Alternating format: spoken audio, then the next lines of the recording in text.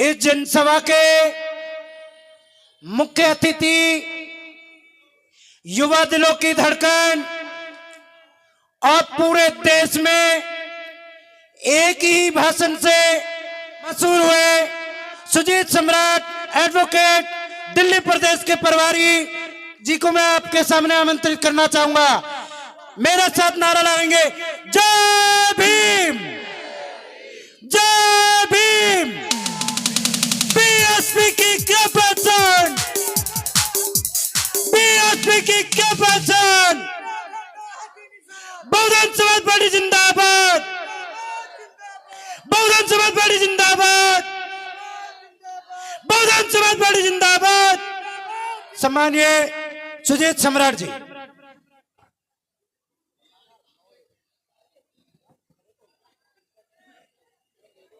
बहुत बहुत धन्यवाद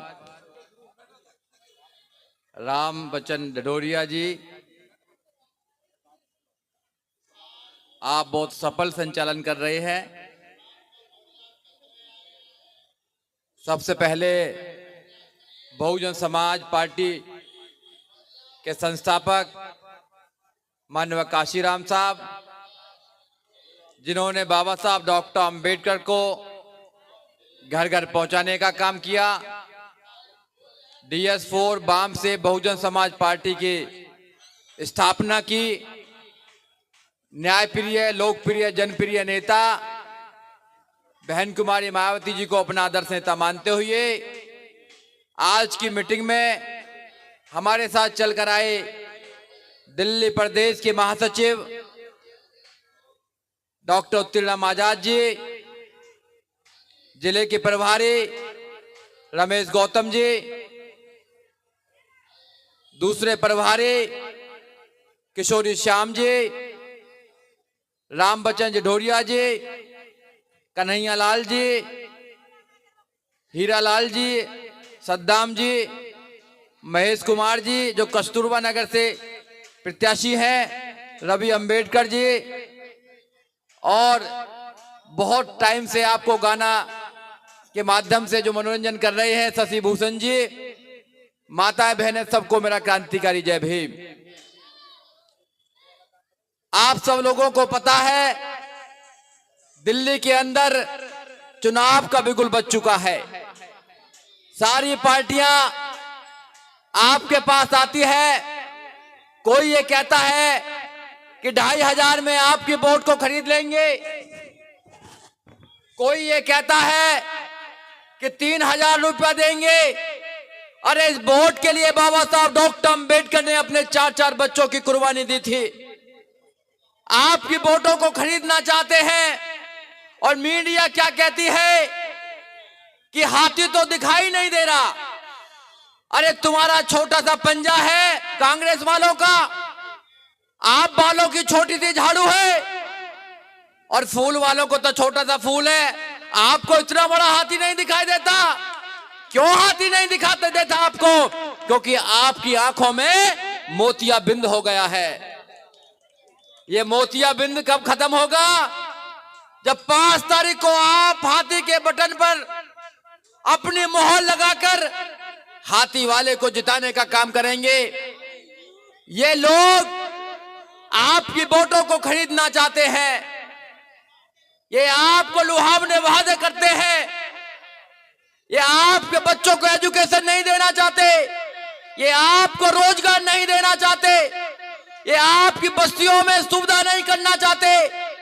ये आपको मान सम्मान की जिंदगी जीने के लिए माहौल नहीं बनाना चाहते। इसी विधानसभा के अंदर इंदिरा कल्याण विहार है, वहां जाकर देखिए लोग नरकीय जिंदगी जीने का काम कर रहे हैं। ये लोग तो शीश महल बनाकर रहते हैं। जिस केजरीवाल ने ये कहा था कि मैं ईमानदार हूं, मैं आम आदमी की तरह रहूंगा, अरे शीश महल बना लिया। 15 लाख रुपए के तो पर्दे लगाए हैं। कहां के आम आदमी है मेरे भाई?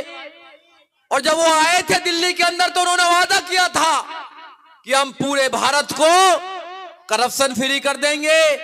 पूरे भारत को तो छोड़िए, उनको दिल्ली में ही घोटाले के अंदर जेल जाना पड़ा, शराब पिलाने का काम कर रहे हैं और मंचों से कहते हैं कि मैंने दवा और दारू का इंतजाम कर दिया। हमारी बस्तियों में दारू के ठेके खोलते हैं, हमारे लोगों को बर्बाद करना चाहते हैं। ऐसे मुख्यमंत्री को आपको सबक सिखाना है। केजरीवाल ये सोचते जब आए थे तो मुफलर पहनकर आए थे, आपको पता होगा। कहां है वो मुफलर? आपने पूछा, खा खा करते थे। अरे आपका सारे अधिकारों को खाकर मोटे हो गए, मोटे, और आप लोगों के सारे अधिकार खा गए हैं। वो आपको कुछ देने वाले नहीं है, केवल लड़ाई लड़ रहे हैं वो, कि ये कहते हैं कि हम दलित और मुस्लिम की बात करेंगे। जब दलितों के अत्याचार की बात आती है तो आवाज नहीं निकलती है, जब मुस्लिमों के अत्याचार की बात आती है तो आवाज नहीं निकलती है। इनकी जो लाठी है, इनकी लाठी दलितों की कमर पर भी पड़ती है, मुस्लिमों की कमर पर भी पड़ती है। अरे हम कब तक कमर पर लाठी खाते रहेंगे, इनको राजा बनाते रहेंगे। ये वोटिंग का जो अधिकार है आपको जो मिला हुआ है, ये राजा बनाने का काम करता है। जिस इंसान को आप वोट देंगे वो एमएलए बन जाएगा, वो मुख्यमंत्री बन जाएगा, वो प्रधानमंत्री बन जाएगा। आपकी वोट के अंदर ताकत है, ताकत। ये 5 साल तक कहां चले जाते हैं? 5 साल के बाद आते हैं, कहते हैं आशीर्वाद दे दीजिए। राजा बनाने का आशीर्वाद आपके पास में है। जब आप उनके सर पर हाथ रखते हैं, उनको एमएलए बनाते हैं, उनको मुख्यमंत्री बनाते हैं, प्रधानमंत्री बनाते हैं, तो अपने भाई को क्यों नहीं बना सकते? अब की बार अपने भाई को आपको एमएलए बनाना है। यहां से आपने कांग्रेस को देखा, आपने बीजेपी को देखा दिल्ली के अंदर, आपने 11 साल से आम आदमी पार्टी को देखने का काम कर रहे हैं, मगर आपकी समस्या का कोई समाधान नहीं हुआ है। लोग 40 साल से वहीं रह रहे हैं। वो कहते हैं जहां झुग्गी है वहीं मकान बनाएंगे, वो नहीं बना पाएंगे।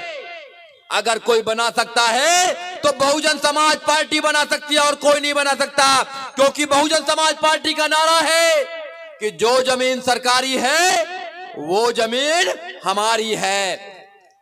इनके बाप की थोड़ी है, सबकी जमीन है। देश तो सबका है। अगर देश सबका है तो वो अच्छे अच्छे मकानों में क्यों रहते हैं और आप नरकीय जिंदगी क्यों जी रहे हैं? सोचा कभी आपने? नहीं सोचा कभी आपने।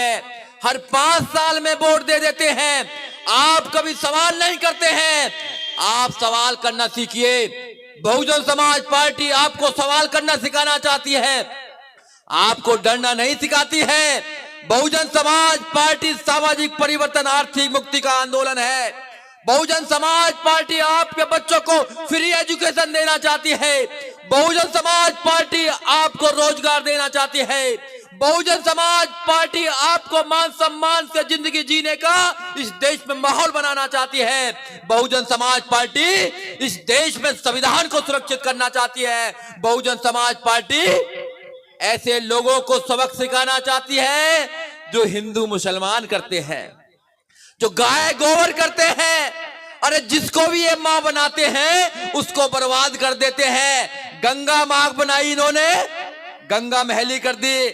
कितना पॉल्यूशन है गंगा के अंदर। जमुना मां बनाई, नाला हुआ है। गाय मां बनाई, गाय पिन्नी खा रही है।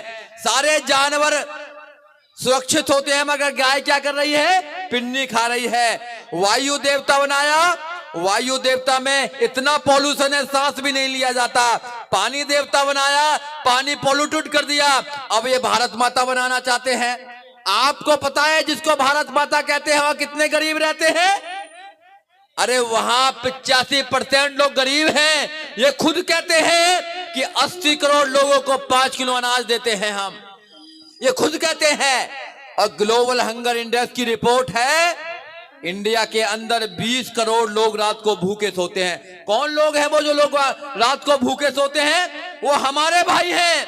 ये आपका कुछ नहीं कर सकते हैं। इन्होंने अपने लिए सिस्टम अलग बना रखा है। इनके बच्चे अगर पढ़ेंगे तो कॉन्वेंट स्कूल में पढ़ेंगे, इनके इलाज होंगे तो प्राइवेट में होंगे, मेदांता जैसे हॉस्पिटल में होंगे, मैक्स जैसे हॉस्पिटल में होंगे, और आपके लिए कोई सुविधा नहीं है। ये तो भगवान के दर्शन भी करने जाते हैं तो वीआईपी दर्शन करते हैं, वीआईपी दर्शन। वहां भी लाइन लगी हुई है, मरेंगे तो वहां भी वीआईपी जाएंगे, कहते हैं स्वर्ग में जाना चाहते हैं। भैया हम लोगों को नहीं जाना स्वर्ग नरक में, हमको तो राजा बनना है यहाँ पर। अरे भैया जब वोट डालोगे राजा बन जाओगे। तो उत्तर प्रदेश का मैं आपको उदाहरण देना चाहता हूं। जब आपकी सरकार उत्तर प्रदेश में थी तो किसी की ऐसी हिम्मत नहीं होती थी कि आप पर कोई शोषण कर सके। पुलिस वाला आता था, आपसे पूछता था माता जी कोई प्रॉब्लम तो नहीं है, ताऊ जी कोई प्रॉब्लम तो नहीं है। और आज अगर जाइए थाने में तो सबसे पहले जाति पूछने का काम करता है। हमारे मुस्लिम भाइयों के घरों पर बिल्डोजर चलाने का काम करता है, झूठे मुकदमे डालकर जेल में डालने का काम करता है। क्या ऐसी सरकार को